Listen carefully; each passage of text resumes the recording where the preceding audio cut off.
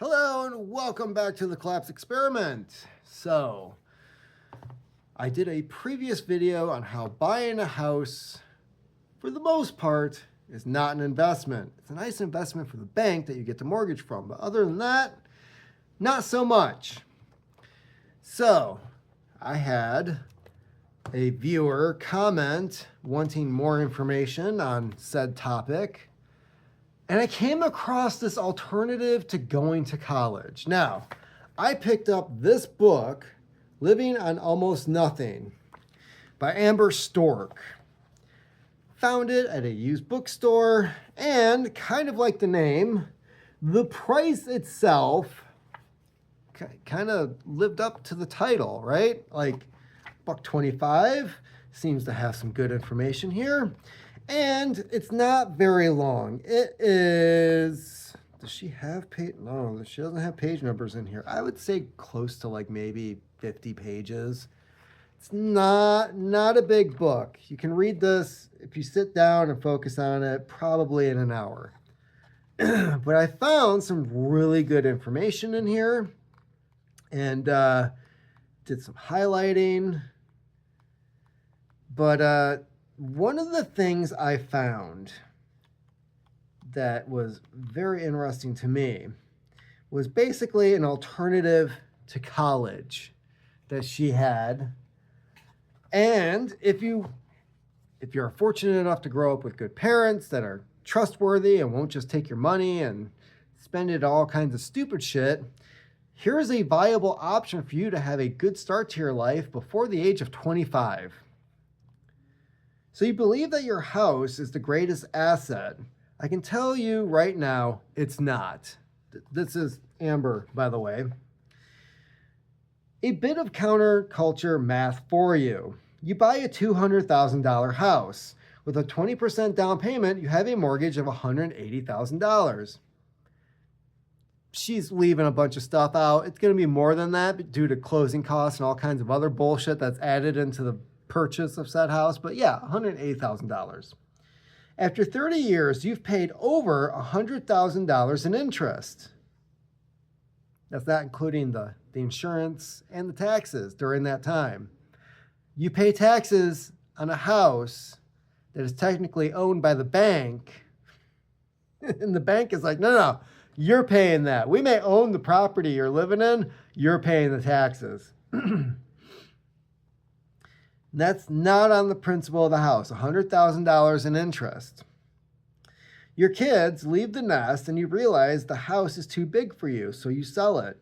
It has appreciated because of it is an asset. So you sell the house for $300,000 and pay the seller's fee of 5%, which is $15,000, making a profit of $285,000, except with the mortgage interest and down payment, you paid $300,000 for it. You lost $15,000 even though it appreciated in value.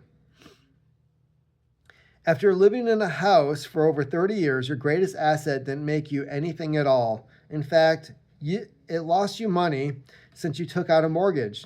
Don't even get me started on capital gains taxes. See how math works. Unless you paid for your house in cash right after moving out of your parents' house, you lost money. Why? Because the house is not an investment or an asset. A house is a liability. An asset makes you money. A liability costs you money. These numbers definitely change if you make more than 20% down payment and aggressively pay off the mortgage. But if you are just like everyone else, you lost money. Now I got to find the part where she goes on about college, because this chapter here, check this out. This is something I think everybody who has a stable relationship, marriage, with kids should be considering. Let me first say I went to college. I regret every day and every single dollar I spent on it. There's a story behind that. I may cover it later in another video strictly about this book. My mother made $6 too much in the previous tax year to get a scholarship, so it was all on me. sounds very familiar. Like when I tried to go to college and, yeah. Oh, you make too much money. Oh my God, you make $7 an hour. Ah, we can't help you out. Over $20,000, in fact. I got an education in computer technology with a minor in electronics. I graduated 2 months right after the dot-com bubble burst. I never did get a job in my field and have had to take whatever I could get in terms of the job market ever since.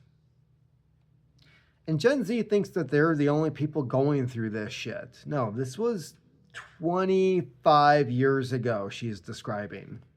Same shit, different generation. Let me throw some numbers at you. Only 27% of people get a job in their field of study. 85% of people hate their jobs. Why? What does that tell you? That besides the rare few, such as doctors, lawyers, and such, college is a complete waste of money and time. I wasted years of my life to get that stupid degree. Years later, the college I went to went bankrupt. Despite having a degree, it has done absolutely nothing for me. So, here's her idea for what to do instead of college. Many parents will create college savings plans for their kids with the notion that in doing so, they will help ensure their child's future.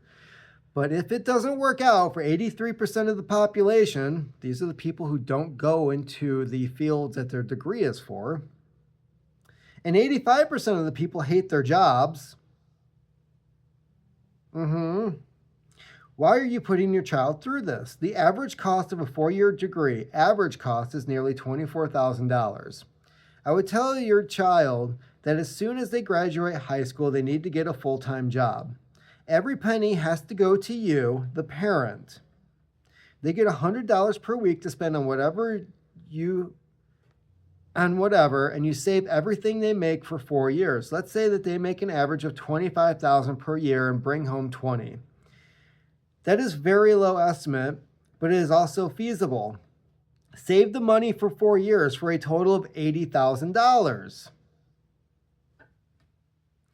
Add your saved $24,000, the college fund, and you have $104,000. By the way, $104,000 will buy a lot of house.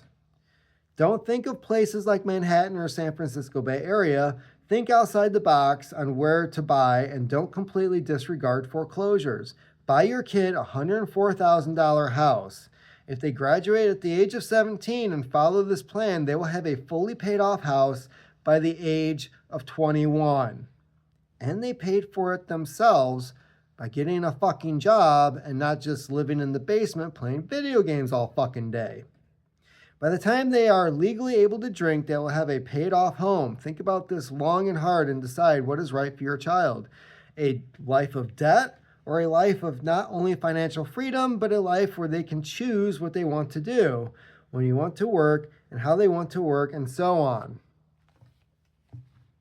What sounds better, going to college or working 4 years doing shit jobs and ending up with a house afterwards because you actually had some guidance in your life and responsible people to help you make a good financial decision that will help you have a stable future for the rest of your life? Like I said, there's a lot of good stuff in here. And I remember reading that and just thinking, if only options like that had been available. Yeah, not so much. So anyways, besides college, perhaps try this instead.